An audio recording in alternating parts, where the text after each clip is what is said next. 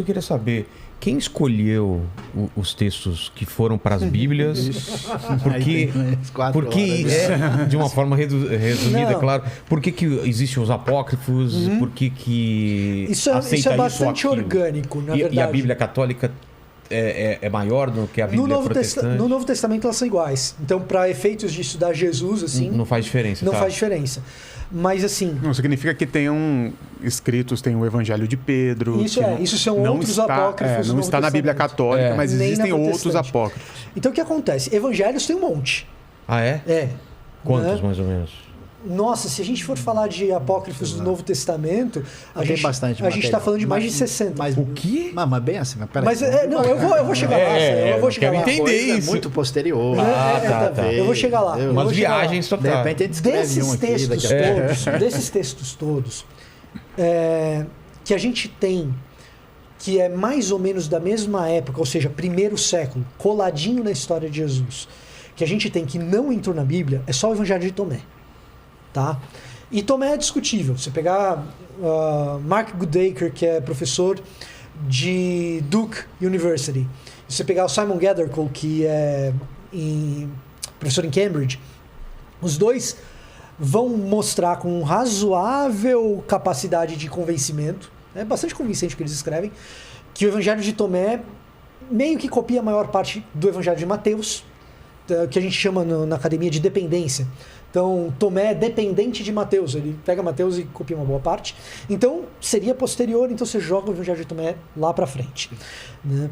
Mais tarde. Mas, de todos eles, o Evangelho de Tomé é um que poderia nos ensinar alguma coisa, talvez... Epístola Clemente. Clemente, tá. Tudo bem. Melhorzinho. Né? Agora, Evangelho, com esse nome, com essa epígrafe, Evangelho, seria talvez o de Tomé. E de Judas? Então, aí é que tá. Judas é final do 2º século. Tá? Já é bem depois. Tem uma turma que é... Quando você fala que segundo século é quando foi redigido. Redigido? Redigido.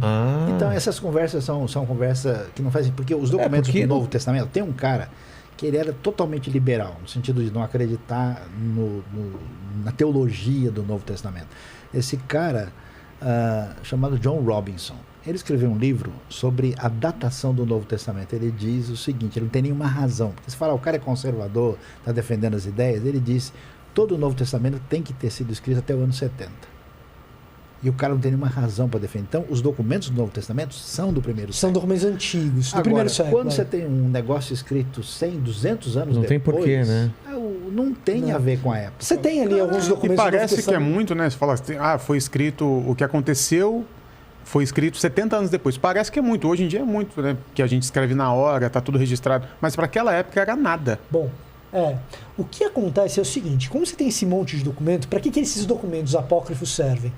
Para você estudar as comunidades cristãs que olhavam para esses documentos, que redigiram esses documentos, e você consegue saber essas comunidades no 2º, no 3º, no 4º século, mais ou menos no que elas acreditavam, para elas terem escrito aqueles documentos, que são documentos apócrifos, às vezes com conteúdo muito parecido com o conteúdo do Novo Testamento, às vezes corroborando mais ou menos as mesmas ideias, às vezes apresentando ideias diferentes, de vertentes do cristianismo divergentes. Jesus, quando era criança, fazia passarinho de barro, derrubava esse é o água. Evangelho da Infância de Tomé. E aí, né? Não viu essa cena no filme? Né? A Paixão de Cristo... Não é Paixão de Cristo, Esqueci o nome do filme, que passava em toda a Páscoa na Jesus Globo. Jesus de Nazaré de 1977? Mostrava eles ressuscitando o passarinho. De um apócrifo. Isso está no Evangelho da Infância de Tomé. Não tem nada a ver. Não é o Evangelho de Tomé, é um outro Evangelho, que é o Evangelho da Infância de Tomé, que conta a história de Jesus quando era criança. Esse episódio é um episódio maravilhoso. É um sábado, então o sábado é o dia do descanso, não pode fazer nada. E aí, Jesus está brincando no barro com as outras crianças. As crianças estão brincando no barro, só que Jesus é Jesus. A imaginação do autor é fantástica. O cara está tentando imaginar como é que era um Deus sendo criança. Por isso que ele está escrevendo daquele jeito. E é bem posterior, assim, ao que aconteceu com Jesus. É uma imaginação mesmo do cara. Ele está imaginando Jesus criança e ele escreve lá, Jesus brincando num sábado, dia do descanso, no barro. Só que como Jesus é Jesus, Quando ele está esculpindo no barro, ele não esculpe igual as outras crianças estão esculpindo. Ele faz passarinhos lindos no barro. E aí passa alguém na rua e fala assim, opa, esse cara tá fazendo... Essa criança de 5 anos de idade tá fazendo esculturas no sábado, não pode trabalhar, vamos chamar o pai dele. Aí chama José. Chama José aí para vir olhar aí a escultura que Jesus está fazendo. E aí mostram para José, aí, ô José, seu filho está trabalhando no sábado. Quando mostra para José que Jesus está trabalhando no sábado, Jesus chega assim e faz assim, e os passarinhos de barro viram passarinho de verdade. Aí não tinha mais como levar bronca. Não vai levar bronca. Cadê a prova? Que não sabe de nada fala, tá vendo? O pessoal tirou as coisas da Bíblia porque eles queriam esconder não sei o que.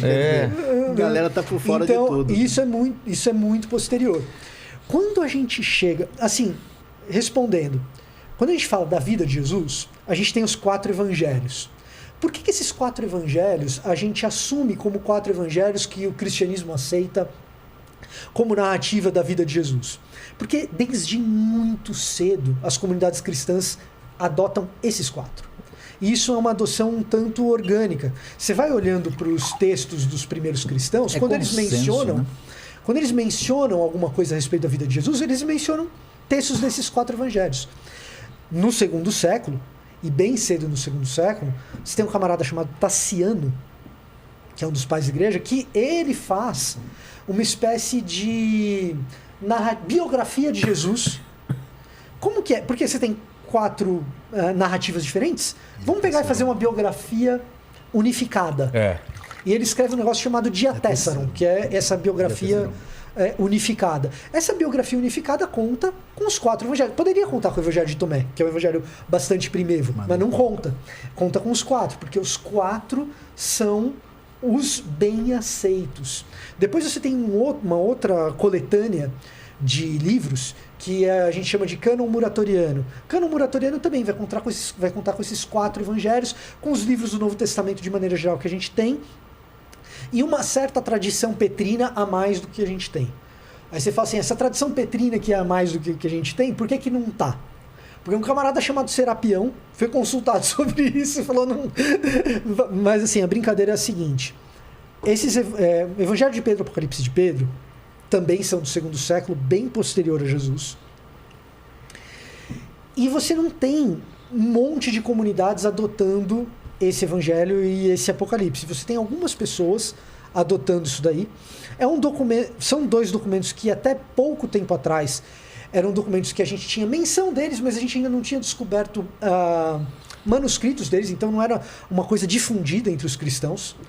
Recentemente, com essas descobertas arqueológicas todas que saíam falando no começo do episódio, a gente tem a descoberta, inclusive, de uma série de apócrifos desse tipo. Então, mas, basicamente, a ideia era o seguinte, os documentos, eles chamam autoridade para si. Eles se afirmam palavra divina. E você tem, do outro lado, o consenso da comunidade cristã em recebê-los e multiplicá-los. Exato. Então, acho que a palavra que ele usou muito boa, que é a palavra orgânica, porque quando você vai entrar do 3º para o 4º século, existe um consenso, não houve um conflito. A comunidade da fé reconhece. Então, teologicamente, a gente diz o seguinte, o Espírito Santo que inspirou a Escritura, confirmou na comunidade que recebeu. Agora, os apócrifos do Antigo Testamento, que são livros interessantes... Aí são os livros que tem na Bíblia Católica. Isso. Que é Tobias, Judite, Eclesiástico, Baruque, Sabedoria, 1º e 2º Macabeus. Esses livros são interessantes, fazem parte da tradição judaica, mas nem os judeus que são donos do livro entendem que eles são inspirados. Se você pegar uma Bíblia hebraica, entendeu? Esses livros não estarão não aparecem lá. Então os livros são bons, são interessantes, só que não tem a mesma referência que os outros livros têm. Então a tradição judaica e protestante entende que os livros são válidos, mas não são importantes. 1º e 2º Macabeus conta isso. O livro de Enoque, que não está nesses apócrifos católicos. Enoque ainda é um outro... É interessantíssimo. É um outro patamar de discussão. Mas porque, qual é a história do livro de Enoque? Então, pois é.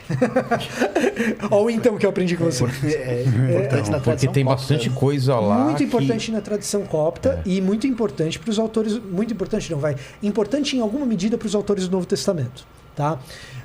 A tônica do livro de Enoque, que é uma tônica apocalíptica, ela influencia de alguma maneira os autores do Novo Testamento, em especial Mateus, Judas Dizem que Judas é um Ctrl-C, Ctrl-V de Enoque.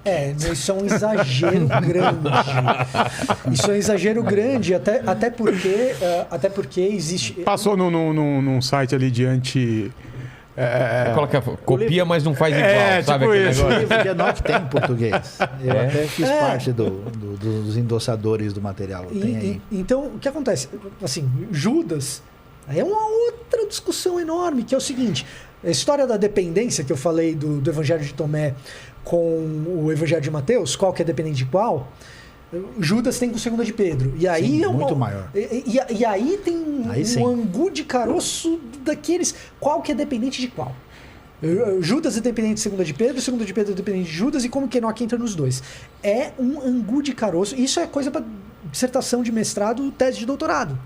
Sim, e não chega em lugar nenhum, no final das contas. Mas é muita tempestade em copo d'água. Sim. Porque, entendeu? Sim. Coisa que, no fundo, não faz tanta diferença. Agora, assim. se a pergunta é, o livro de Enoque deveria ser autoritativo? E essa é a pergunta. O livro de Enoque era autoritativo para os autores do Novo Testamento? O que é autoritativo? Exerce autoridade? Vale como Bíblia. Vale como Bíblia, é isso. Boa. Obrigado, professor. A didática é dele. Então, o que acontece? A pergunta é essa. E aí, quando você olha para 1 de Pedro, por exemplo, você fala assim, não, porque ele não é mencionado com bons olhos ali. Então, o que você tem muito forte? O Antigo Testamento, nosso Antigo Testamento cristão, ele é a Bíblia hebraica, que é a tradição judaica. Ele é dividido em 3 partes. Torá, que são os 5 primeiros livros da Bíblia cristã, os profetas e os escritos. Nesses livros, e a partir desses livros, o Novo Testamento configura a sua teologia. Fundamentalmente a partir dos 2 primeiros conjuntos, principalmente, e do livro de Daniel, que está no 3º. Tá? Então, quando você olha assim, para a tradição cristã, o que faz sentido em termos canônicos do Antigo Testamento, no meu entender, é seguir o texto massorético, é seguir o que os próprios judeus acreditam como sua própria Bíblia hebraica. No Novo Testamento, o caroço é menos complicado, talvez, porque você tem isso. Você tem um monte de evangelhos, mas todos do 2º século, 3º. Mas quando você vê e você tem umas fraudes também, o próprio Jesus, quando vai falar... Porque qual é a questão? Quando Jesus menciona o que está acontecendo com ele, e o que faz sentido na sua missão, ele menciona as escrituras hebraicas.